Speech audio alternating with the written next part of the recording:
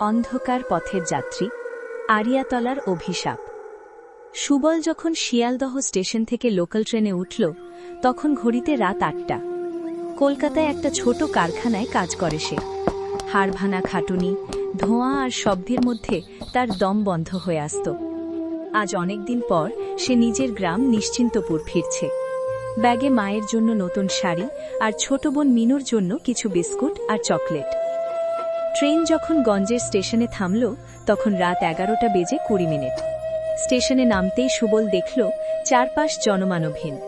স্টেশনের প্ল্যাটফর্মের টিমটিমে আলোটা একবার জ্বলছে আর একবার নিভছে। স্টেশনের বাইরে এসে সে দেখল কোনো ভ্যান বা রিকশা নেই।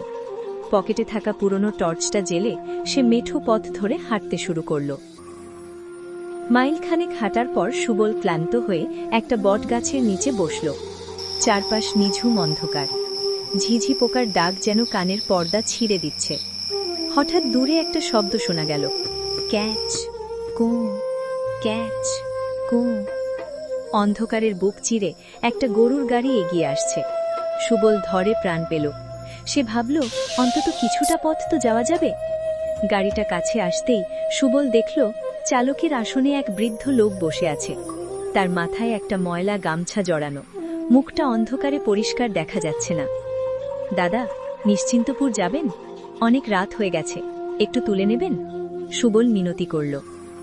বুড়ো গাড়োয়ান কোনো কথা বলল না, শুধু হাতের চাবুক দিয়ে পেছনের খড়ের গাদার দিকে ইশারা করল। সুবল উঠে বসল, গাড়ি চলতে শুরু করল।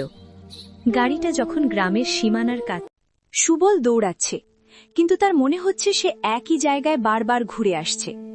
বনের গাছগুলো যেন জীবন্ত হয়ে উঠেছে, ডালপালাগুলো সাপের মতো তার পা জড়িয়ে ধরতে চাইছে। পেছনে সেই ক্যাচ কু শব্দটা আরো তীব্র হচ্ছে। সুবল একবার থমকে দাঁড়ালো। হঠাৎ সে দেখল রাস্তার মাঝখানে একটা ছোট কুঁড়ে ঘর, খড়ের চাল, মাটির দেয়াল। সুবল ভাবল, অন্তত মাথা গোজার একটা জায়গা পাওয়া গেল। সে দরজায় ধাক্কা দিতেই ক্যাচ করে দরজা খুলে গেল। ভেতরে নিঝুম অন্ধকার, শুধু এক কোণে। ঘরের ভেতরে ঢুকে সুবল দেখল এক বৃদ্ধা মহিলা উনুনে কিছু একটা রান্না করছে। সুবল হাঁপাতে হাঁপাতে বলল, মা, বাইরে একটা ভয়ানক গরুর গাড়ি আমাকে তাড়া করছে, আমায় একটু আশ্রয় দিন। বুড়ি মুখ ফেরাল না, শুধু খসখসে গলায় বলল, বসো বাবা, শহর থেকে এসেছ, খুব খিদে পেয়েছে নিশ্চয়। এই তো মাংস রাঁধছি, খেয়ে নাও। সুবল একটু আশ্বস্ত হয়ে উনুনের কাছে গেল, কিন্তু কাছে যেতেই তার নাকে একটা পচা মাংসের উৎকট গন্ধ এলো। সে কৌতূহলী হয়ে কড়াইয়ের ভেতরে তাকাতেই তার আত্মা শুকিয়ে গেল। কড়াইয়ের ফুটন্ত তেলের মধ্যে কোনো পশুর মাংস নয়, বরং মানুষের আঙুল আর একটা কাটা কান ফুটছে। সুবল চিৎকার করে পেছনে ফিরতেই দেখল বুড়িটা তার দিকে তাকিয়ে হাসছে।